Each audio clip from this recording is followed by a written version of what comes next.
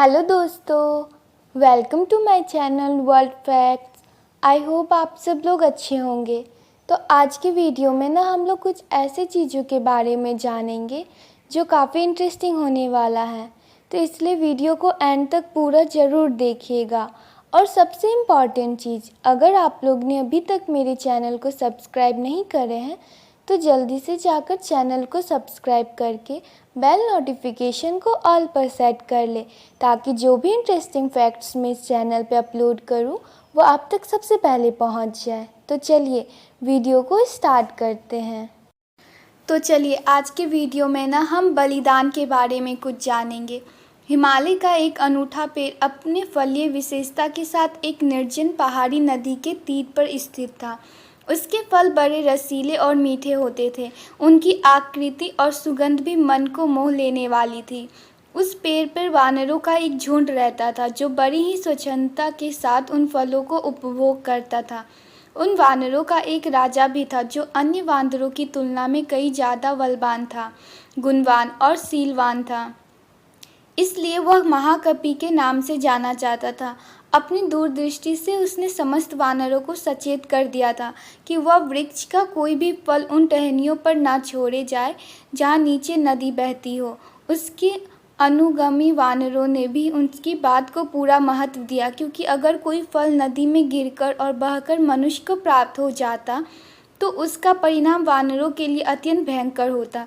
एक दिन दुर्भाग्यवश उस पेड़ का एक फल पककर टहनी से टूट बहती हुई उस नदी की धारा में प्रवाहित हो गई। उन्हीं नदियों में उस देश के राजा अपनी रानियों व दासियों के साथ उसी नदी के तीर पर विहार रहा था। वह प्रभावित फल आकर वहीं रुक गया। उस फल की सुगंध से राजा आनंदित हो गया। शीघ्र ही उसने अपनी सेवकों को उस सुगंध के स्रोत के पीछे दौड़ा दिया। राजा के आदमी तत्काल उस फल को नदी के तीर पर प्राप्त कर राजा के सम्मुख ले आए।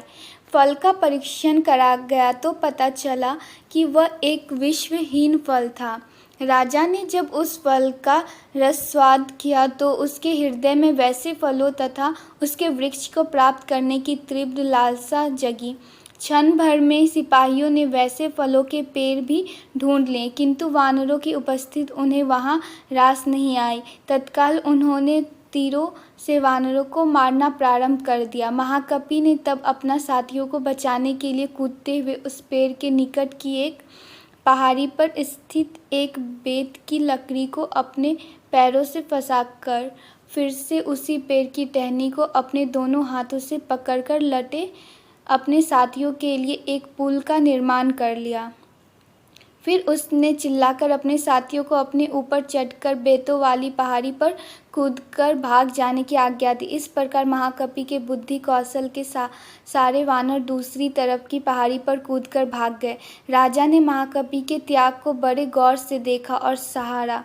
उसने अपने आदमियों को महाकपि को जिंदा पकड़ लाने की आज्ञा दी। उस समय महाकपि की हालत अत्यंत गंभीर थी। साथ ही वानरों द्वारा कुचल जाने के कारण उसका सारा शरीर विदीर्ण हो उठा।